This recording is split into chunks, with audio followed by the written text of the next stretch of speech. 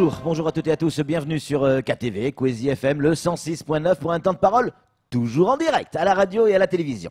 El Mamouni, il est avec nous, c'est notre consultant en religion. El Mamouni, bonjour. Bonjour Patrick. Merci d'avoir accepté notre invitation. Vous le savez, El Mamoun, quand on a préparé cette émission au téléphone, on l'a évoqué, Mayotte est touché par l'immigration depuis des années et des années. C'est un problème récurrent. Mais là, on a le sentiment que c'est en train de prendre des proportions de plus en plus importantes. Peut-être parce qu'il y a de plus en plus d'arrivées, ou tout simplement parce qu'on ne peut pas faire repartir les gens, ni dans un sens, ni dans un autre, du reste, puisque la carte de séjour ne permet pas de repartir de Mayotte. On fait de Mayotte une espèce d'énorme crin, en quelque sorte, hein, un étranger en situation irrégulière, régulière ou irrégulière, qui arrive, qui obtient un titre de séjour, il ne pourra pas faire autre chose que de repartir aux Comores ou de rester à Mayotte, contrairement à ce qui se fait ailleurs. Que dit la religion là-dessus, El Mamoun? Est-ce que la religion comprend le problème de l'immigration? La religion comprend parfaitement la problématique de l'immigration. Et je vais dire, avant d'entrer vraiment dans la réponse de cette question, dire d'abord que Mayotte a une chance formidable que d'appartenir à une des plus grandes nations du monde, qui est la France, qui est connue comme étant le pays de droit de l'homme. Quand on parle de la France, fondamentalement, on dit pays de droit. Ouais. Ça veut dire quoi? Ça veut dire qu'en fait, nous sommes là dans une situation où nous avons un pays qui a mis au défend le drapeau, n'est-ce pas, donc de ce fondement de base, le fait de protéger l'homme, de protéger ceux qui sont, qu'on appelle déjà donc en situation difficile, de les aider. Et notre loi et notre constitution est fondamentalement claire de ce côté-là, c'est pour cela qu'elle est le plus aimée. Donc ça veut dire quoi? Ça veut dire que vous nous dites que quoi? la religion dire... demande aux musulmans de Mayotte, quelle que soit leur nationalité, d'accepter l'étranger, c'est-à-dire celui qui arrive sur le territoire, qu'il soit en situation régulière ou irrégulière. Est-ce que c'est ça que vous nous dites? Ce que je suis en train de vous dire, c'est que la fraternité est un pilier fondamental dans l'islam. Et il est une phrase, un verset très connu, Innamal mu'minina ikhwa. Mais ce n'est pas arrêté là. Ça veut dire quoi? Ça veut dire qu'en fait, que tous les croyants, ceux qui croient en Dieu, sont des frères. Et dans le prolongement donc de ce verset-là, Dieu incite les religieux, les mu'mines, c'est-à-dire les frères, à s'unir, à être ensemble, à s'entraider. Mais ça ne veut pas dire qu'il faut protéger ceux qui commettent le mal. Donc dans ce mouvement finalement d'immigration vers Mayotte, des gens qui viennent donc du Côte d'Afrique, qui viennent de Madagascar, qui viennent Est-ce que de ça la c'est Syrie, le mal? de ceux qui viennent des Comores, il y a des gens qui sont mobilisés par la bonne foi parce qu'en fait ils n'ont aucun moyen de vivre chez eux et qui viennent rechercher quelque part le bonheur ici. Mais il y a d'autres qui sont animés de mauvaises intentions, qui viennent finalement pour commettre des délits malheureusement qui nous bouleversent. Ceux-là ne sont pas acceptables. Ouais. Et le Maoré qui se sont mis en avant pour combattre, comment on appelle ça, les méfaits, pas les migrants qui sont bons, mais les méfaits de l'immigration, se trouvent dans une situation qu'on appelle Hubbul Watan. Hubbul Watan, c'est quoi? C'est-à-dire, c'est plusieurs aspects. C'est aimer son pays, c'est aimer l'autrui, c'est s'aimer, c'est défendre qu'on appelle son terroir. Et ça, c'est aussi une philosophie qui est extrêmement défendue dans l'islam, c'est lui finalement donc de défendre son terroir, se défendre et défendre sa nation. Aimez-vous les uns les autres, on la connaît, cette phrase, elle existe dans plusieurs religions, y compris l'islam.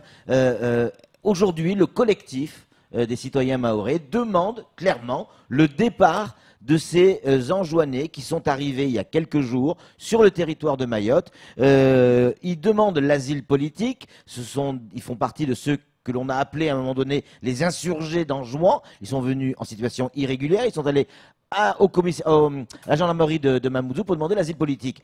Est-ce qu'aujourd'hui, la religion dit que ces gens doivent repartir ou ils doivent rester, selon vous?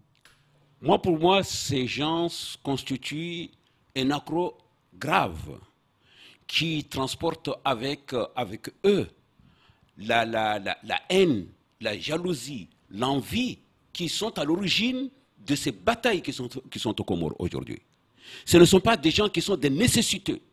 Ce ne sont pas des gens qu'on appelle déjà portent avec eux, qu'on appelle ça déjà la fraternité et qui viennent vers nous par fraternité. Mais ce sont des gens qui sont là parce qu'ils ont créé une situation avec le gouvernement qui ne se porte pas du tout correctement, la guerre. Ils amènent quelque part ici l'esprit de guerre. Ce qui les a animés à venir ici, ce n'est pas la même chose que les personnes privées qui viennent tout seuls rechercher les soins, rechercher à manger. Non, ils sont venus parce que finalement, ils portent en eux une guerre qu'ils n'ont pas été capables de pouvoir en principe. Donc vous, hommes de croyance, vous nous dites qu'il faut qu'ils repartent. Moi, je dirais qu'il faut. Vous êtes d'accord avec le collectif? Là-dessus, c'est un point que je partage. Oui. Je ne partage pas le fait qu'on appelle déjà donc de se battre contre l'espace donc des musulmans qui n'ont rien à voir, qui sont venus rechercher la santé, qui sont venus rechercher à manger. Non. Mais ce que je combats, c'était cet esprit d'inégalité, cet esprit donc de pauvreté qui a été créé par justement des situations de guerre comme celle-là et qui ont amené des personnes ici, effectivement, avec sur leur dos la guerre. Samuel Baucher, le rédacteur en chef de France Mayotte Matin, une question à vous poser, El Mamouni. Les méfaits, vous venez juste de les prononcer ce mot. Les méfaits, c'est ne plus pouvoir se soigner, c'est ne plus pouvoir aller à l'école, c'est ne plus pouvoir aller aux impôts. C'est ça les méfaits de l'immigration aussi. Et vous parliez de fraternité. La fraternité, elle s'est arrêtée aux limites de Mayotte. La fraternité, elle n'est pas aux limites de la France, notre pays. La fraternité, elle n'a pas été partagée. L'immigration, elle est juste pour nous avec ses méfaits. Vous avez un message à donner sur... à nos dirigeants à Paris pour dire qu'au secours, peut-être que les méfaits, on en a un petit peu trop, ils ne sont pas assez partagés? Absolument, parce qu'en réalité, dans cette affaire, pourquoi il y a cette difficulté? Les Comoriens, les Malgaches, les Africains n'ont pas commencé à venir à Mayotte il y a 2 jours ou 3 jours. Ça fait des années et des années, voire même des décennies. Mais ça ne se sentait pas parce que le nombre n'était pas grand. Aujourd'hui, ça se sent parce que Mayotte ne peut pas porter tout le malheur du monde. L'Afrique de l'Est, la Syrie, Madagascar, etc. Aujourd'hui, Mayotte fait partie de la France. Pourquoi un séjour délivré à Mayotte ne permet pas à la personne de mobiliser la personne pour aller à la Réunion, aller en Guyane, aller en France méridionale? La vraie bataille que Mayotte aujourd'hui doit arriver, parce qu'en fait, ce n'est plus une question de département. Le département, on l'a eu. Donc en fait, la bataille donc, des chatueuses mahoraises, de ces grandes éminences qu'on avait, de Younoussa Bamana, etc., elle est faite parce que Mayotte est aujourd'hui ancrée dans la République. La vraie bataille aujourd'hui de Mayotte, c'est d'arriver à obtenir les mêmes droits. C'est à avoir qu'on appelle déjà donc le droit commun s'appliquer à Mayotte complètement. Si nous sommes français, eh bien alors là, pourquoi est-ce que le séjour de Mayotte ne permettrait pas aux gens? Et ça permettrait effectivement de diluer cette difficulté qui a généré la haine, la jalousie, etc. On ne s'en prend pas aux vrais responsables, parce que le vrai responsable, c'est qui? C'est Azali qui crée les difficultés dans son pays, qui s'arroge de pouvoir énorme, mais c'est aussi notre État qui continue à limiter Mayotte dans une limite vraiment qui n'est pas... Je ne souhaite pas qu'on fasse de politique sur ce temps de parole, mais vraiment le regard de la religion sur ce qui se passe. Vous nous avez dit, El Mamoun, que quand on est musulman, quelle que soit la nationalité, on est tous frères. Absolument. Ça veut dire, qui dit frère, dit fraternité. Absolument. Est-ce que la fraternité des musulmans qui vivent à Mayotte s'arrête au lagon de Mayotte?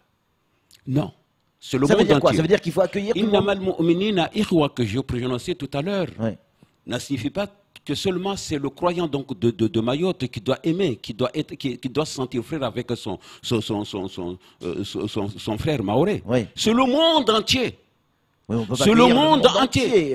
Mais si vous avez qu'on appelle, c'est l'esprit, parce que Dieu ne parle pas pour un individu, Dieu parle pour toute sa créature, tout ce qu'il a créé, son univers. Innamal mu'minina ikhwa, ce n'est pas pour qu'on peut dire El Mamouni et Samuel. Non. Innamal mu'minina ikhwa, c'est pour l'ensemble des croyants. Et là, il n'a pas dit Innamal mu'minina, Innamal muslimina ikhwa. Il n'a pas parlé finalement donc de musulmans, mais il a parlé de tous les croyants. C'est-à-dire aujourd'hui le chrétien, qui croit finalement donc en Dieu et qui a un Dieu unique, etc. Il est frère avec un croyant musulman. Donc en fait, dès que vous partagez ces principes-là, vous êtes frères. Ça veut dire qu'en fait, mon frère, ce n'est pas seulement Mohameda qui est le musulman, c'est aussi Jean qu'on appelle dire qui est chrétien, Jean qui est, je ne sais de quelle religion finalement, qui croit en un seul Dieu. Vous voyez, donc c'est un sentiment plus large, plus universel que tout simplement limité au lagon de Mayotte. Samuel, pour conclure. Si je comprends bien ce que vous nous dites, c'est que le partage doit être universel et qu'il ne doit pas s'arrêter aux frontières de Mayotte. Absolument. Tout à fait. Le partage ne s'arrête pas aux frontières de Mayotte. Maintenant, c'est l'esprit que nous donnons finalement donc, à cette fraternité qui est essentielle.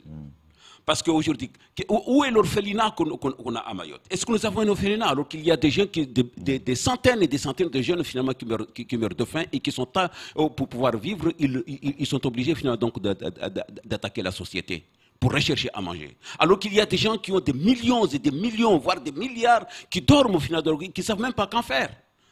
Pourquoi il n'y a pas d'orphelinat à Mayotte? Pourquoi il n'y a pas qu'on appelle déjà de maisons de bienfaiteurs finalement donc, à Mayotte, alors que nous avons des riches, des gens qui sont extrêmement riches? On préfère mourir et laisser derrière ces millions plutôt que d'aider les gens qui sont verts. Pas mal de dispositifs auraient pu finalement être, qu'on appelle déjà du privé, des gens qui ont de l'argent et qui recevraient énormément beaucoup. On peut en parler, j'en ai déjà parlé, mais on en parlera dans des émissions prochaines. Mais il y a tout de même un sourate, c'est-à-dire un extrait du Coran qui dit que tu ne peux pas rentrer dans une maison d'autrui sans son accord. Absolument. Oui, sauf qu'au titre de la fraternité, si ces gens croient en la fraternité, ce quelle que soit la religion, je reprends vos propos, tout le monde va pouvoir venir chez vous, El Mamoun. Absolument. Donc on peut appeler l'Afrique à venir dormir chez vous? Alors, c'est possible dans la mesure où vous le demandez correctement. Oui. Vous venez, vous dites, bon, je n'ai pas à manger. J'ai à manger, je partage. Oui. Alors, et dans l'esprit de l'islam, vous donnez ce que vous avez, même de plus profond. Il ne faut pas dire qu'en fait, j'ai ici une mangue qui est bonne et une qui est mauvaise. Je vais prendre la mauvaise pour donner finalement donc, aux nécessités. Il faut plutôt donner prendre le bon pour le donner. C'est l'esprit. Et je vous raconte une histoire rapidement du temps du prophète où il avait un invité qui est arrivé, qui n'avait rien à manger. Bon, lui, il a demandé à un de ses compagnons, enfin à ses compagnons s'il y avait quelqu'un. Il y a un qui en a dit, et oui, que je l'accepte, alors que le bonhomme, il avait à peine rien qui le permettait de manger. Et le gars, il est venu. Mais pour pouvoir en principe, qu'on appelle déjà protéger le sentiment donc, de l'étranger, il a demandé à sa femme de coucher les enfants tôt et d'éteindre la lumière et pour que, bon, juste qu'il se voie pour manger et que le gars, il ait l'impression qu'effectivement, son hôte mangeait lui aussi. Ça veut dire qu'en fait, c'est aller jusqu'à donner ce que l'on a alors que vous n'avez rien d'autre finalement que ça. Vous voyez donc l'esprit, ça va très loin. L'esprit, c'est un esprit vraiment... Mais ça ne veut pas dire qu'on laisse les gens venir chez vous, vous prendre votre manger, vous violer, vous faites des choses. Non, ça entre dans un autre contexte. Mais moi, je reste dans l'esprit, n'est-ce pas? Donc, nous avons droit, nous avons devoir de respecter, de protéger, d'accompagner les gens effectivement qui nous viennent de loin.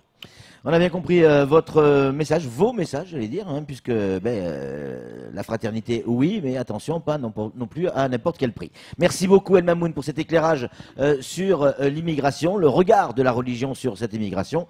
C'était ce temps de parole, c'est tout hein, pour ce temps de parole. Tout de suite, la suite de l'interview.